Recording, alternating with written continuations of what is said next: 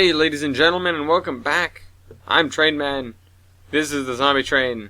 I don't know why I started like that, but anyways, let's do what we normally do and go over for the first couple of minutes what happens in this episode before we get on to our journey to the Siege of Toronto in the Zombie Train, occurring approximately sometime in early January of 2013. Anyways, this episode, what we have to do is prepare this area for recording in the Zombie Train, or in the Iron Horseman Chronicles, sorry. In the Zombie Train, we're preparing for the Iron Horseman Chronicles by working on this. This may be the last time in a long while that I do work around this area, because there are other areas that I'm going to be doing, and on top of that, a couple of reasons. We've got lots of episodes in the next season of the Iron Horseman Chronicles focusing on areas that aren't even remotely built yet. And also I'm kind of more enthused to do that, and we can have some other people who want to, sort of stretch their legs on building a route, have and work on the Iron Horseman Chronicles route for a time. Especially with some of these mountainous areas that are going to get repetitive and kind of boring. So, anyways. In January, shortly after arriving in New Haven, the Zombie Train was dispatched to run north. The exact reason I recall I went over last week, although I can't remember what it was. So, I do recall there were a couple of contracts, like surveying and looking out for, not contracts per se, but it was a couple of requests, and also quite a few people who wanted to be taken up north, because even though the rush that had occurred with the Great Panic was more or less over, it was still perceived that, snow and ice made a place safe from zombies. And to an extent that is true. They'll get bogged down and they'll get frozen in the snow and they won't be able to fight their way through it very much. They will eventually get through it if they don't get completely solidified in ice. But, it's not the kind of thing that happens too often. And, It did, to an extent, prevent the people that ran to the north from being killed by zombies, at least. They were a lot of times killed by each other as resources ran low. So, anyways, there were a lot of people still wanting to go north. We urged them to reconsider, but, money was, it wasn't money. Payment was payment. We didn't go with bottle caps or anything. We went in a barter system. We only started reintroducing money after the Zombie Train Incorporated came on the scene, and that's much later, so I'll get to that much later.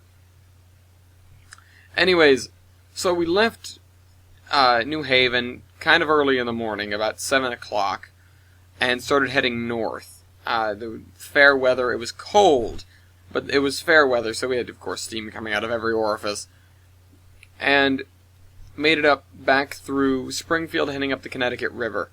And, for the large part you follow this river, there's not too much in the way of difficulty in climbing these hills.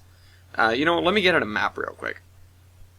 There's not too much in difficulty in climbing these hills. You're following the river, so, it's not a river that has massive elevation changes, the Connecticut River, although when you get up towards White River Junction and whatnot, the lines running off of it have some pretty significant grades.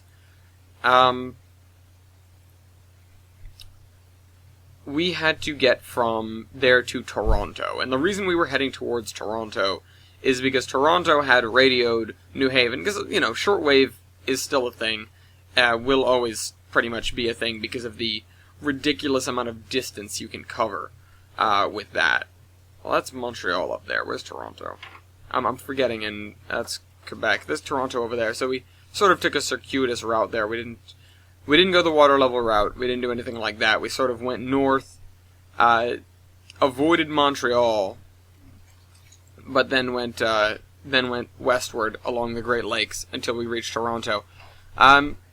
There were several reasons why we took this course. One of which was A, we were requisitioned to go straight north, first of all, and there were other things to do up there. And B, we had rumors that Buffalo was no-go.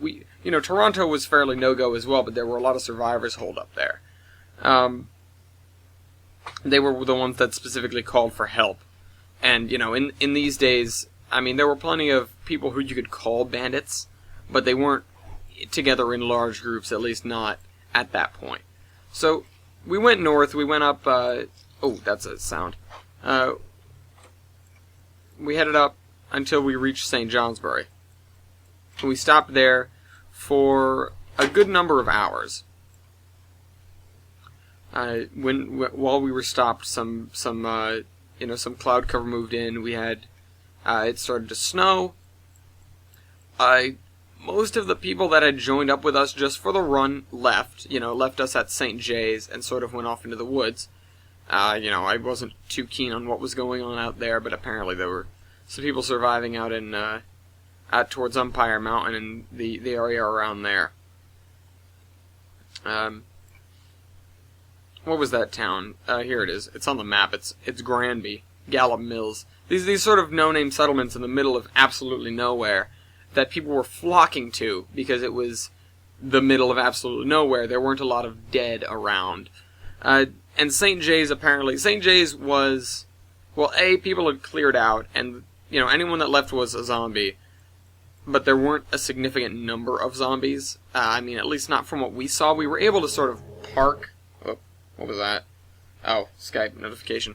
We were able to sort of park right there next to the St. Johnsbury, the station, the Welcome Center. And we stayed there for approximately 12 hours and did work on the train, and we saw to anyone that was alive that wanted to get aboard, and we did a lot of scavenging. We were able to... We ran into a group, and by we, I mean the Alpha team, which was... My dad has, since the beginning, he's run the primary exploration team on the train. So in St. Johnsbury, he grabbed a bunch of us. I wasn't one of them, but I was sort of hanging out over the radio, keeping an eye on the train and everything. And they ran into a pack of zombies, 12 or 15 strong, and they started moaning. They alerted a bunch of the other ones, so that brought about 30 more. They ended up with about 40, 45 zombies on their tail. What they did was they led them out of town. They led them... they went to lead them out of town to the east.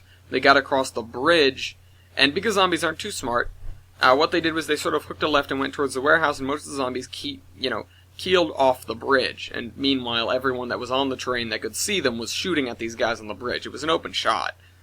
And so it was a duck hunt. Most of these guys ended up in the river and were carried downstream, at least far enough that it wasn't a problem. But they were the reason that we stayed only 12 hours instead of 24. Ended up leaving in kind of the dead of night, in a snowstorm, and headed up towards Newport.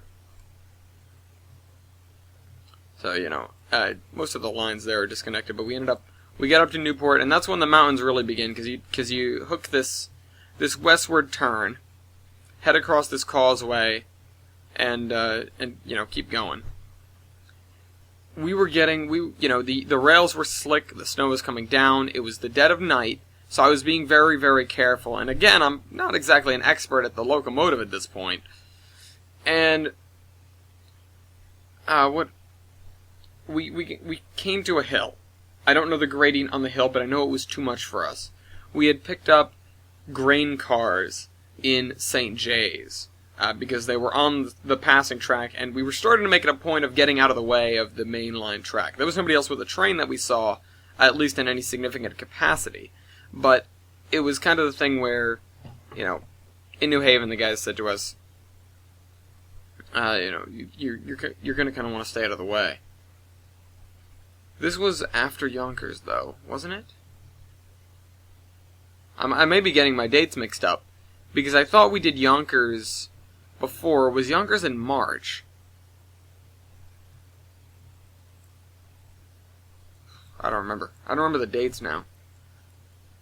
Because I meant to come in here and talk about Yonkers, and I got distracted with Toronto.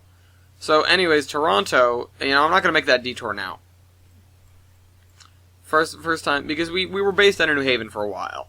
So it may have been January, it may have been March, it may have been later, but we got hit by the snowstorm up in St. Jay's. Newport, we're making our way through this trackage, and this trackage is really messy. Of course, it's got snow everywhere, but the trackage itself is not great. And we get stuck. And that is where we lost our first caboose, or at least that's where it remained for a while, because we just tied all these things on the back and then slapped the caboose behind them, and we hadn't done much with the caboose, so it wasn't a massive loss. But it was, that is our sniping platform. Well, what are we going to do? Well, we've got to leave these cars behind unless we want to back all the way to St. Jay's. We don't want to go back to St. Jay's. We're already making good time. It's the middle of the night. It's either stop here or, cut part of the train loose and get going. And that was something we deliberated, but I'm sitting there on this hill saying, frickin' hell, we're never going to make it to, freaking Montreal, let alone, where are we going? Toronto. Let alone Toronto. Sorry about that.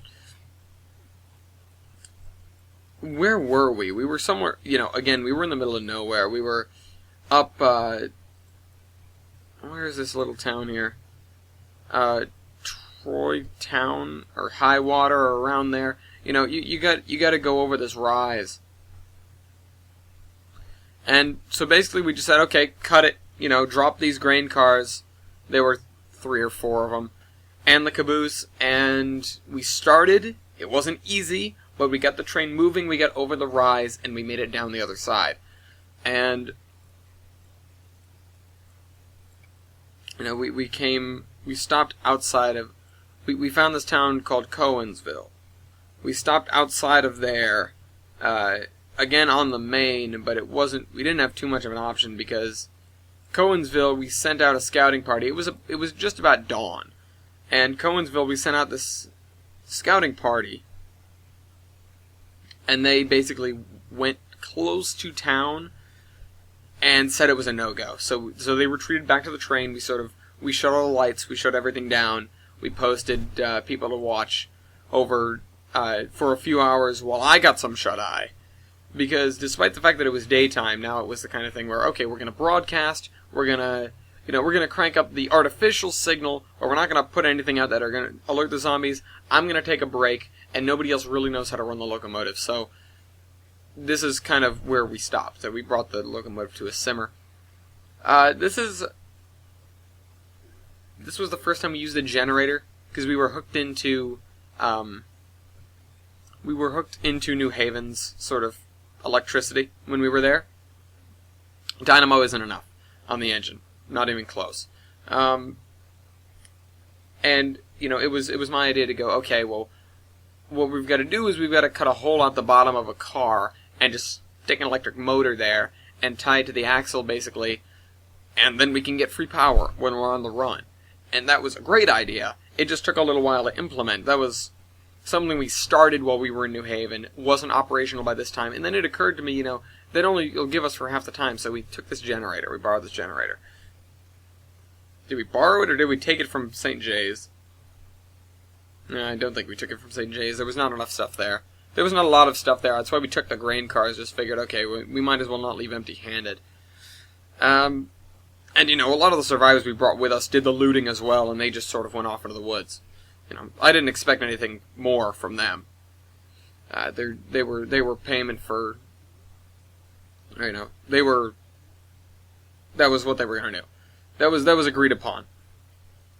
So, we got this generator running. This thing consumed a hellish amount of gasoline. It was not efficient at all. I don't know when it was from, but it didn't do like diesel generation or gasoline generation justice, because this thing sucks. Sucks because we still have it. We just don't use it too much anymore. Because we made the battery bank. And this is where I came up with the idea for the battery bank. While I was lying there listening to this thing chatter in the coach over. Lying in seats, for the record, because we hadn't done the bunks at this point. We did a lot of that stuff after Toronto. We did a lot of the modification to the cars. But so tomorrow, or next week, I guess, I'll go on to the Siege of Toronto when we actually got there, and how we were responded to once we got there. Or maybe I'll backtrack and I'll talk about Yonkers. I've got to check World War Z for Yonkers dates, if they have any, or at least a time of year. Because I could have sworn we ran off to sort of get away, but that may have not been the first time we ran off. No, because you're in after one White Mountain. Okay, so disregard the thing about Yonkers happening first. This is what gained us the initial notoriety. Anyways, I'll see you guys next week. Train Man out.